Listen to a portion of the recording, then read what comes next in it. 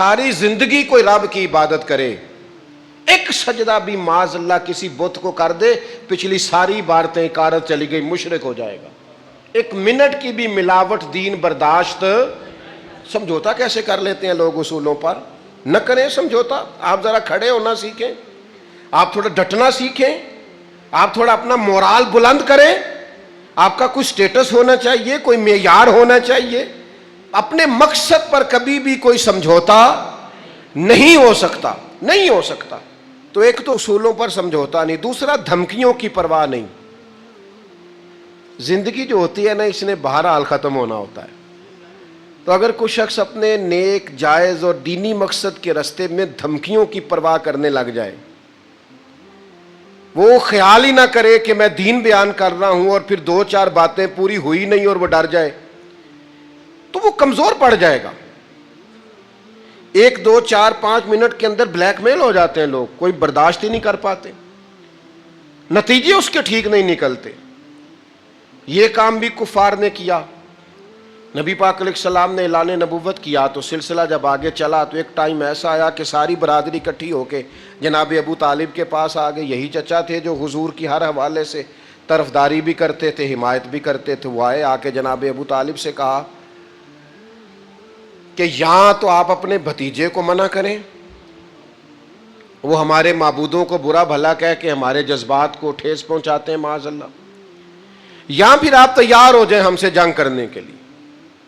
और शदीद अंदाज में बात की। जनाब अबू तालिब ने एक दफ़ा तो टाल दिया, वो दूसरी दफ़ा फिर आ गए, आपसे कहा था पर आपने बात नहीं की, आप देख लीजिए, यहाँ आप हिमायत छोड़ दें, हम जाने वो जाने। और शदीद धमकी दी उन्होंने। जनाब अबू तालिब अब बूढ़े थे और फिर ये कि सारी बरादरी, उन्होंने नबी पाक अलैहिस्सलाम को बुलाया, सरकार तशरीफ़ लाए तो कहा भतीजे मैंने हर मौके पर आपकी मुकम्मल हिमायत की है, मैं सारी बरादरी का बोझ नहीं उठा सकता, आप अपने कबीले के साथ बैठ के बात कर लें। और वो कह रहे हैं कि यहाँ तो आप बाज आ जाएं, यहाँ फिर जंग होगी। तो ये मेरे रसूल पाक अलैहिस्सलाम का मकसद के लिए अज़्म है। नौजवानों सुनो और याद रखो, करीम फरमाने लगे कि ज़रा लफ्ज़ों की हरारत देखना और जुमलों का रोब देखना और गुफ्तगू का वलवला देखना। करीम फरमाने लगे चचा ये मेरे सीधे हाथ पर सूरज ला के रखें और दूसरे पर चांद ला के रखें तो दीन की तबलीग फिर भी नहीं छोड़ूंगा, कहता रहूंगा ला इलाहा इल्लल्लाह।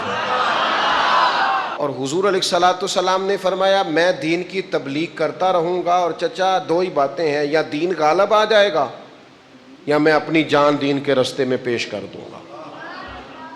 ये रसूल पाक का दिया हुआ फलसफा है कि आपको दीन का काम करना है तो जान लड़ा के करना है।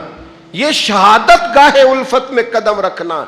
लोग आसान समझते हैं मुसलमान होना, आपको फिर पूरी मुशक्कत के साथ जख्म पे जख्म खा के जी खूने जिगर के घूंट पी आह न कर लबों को सी। ये इश्क है, कोई दिल लगी नहीं। चुप कर कोई गिला न करना, शिकवा न करना किसी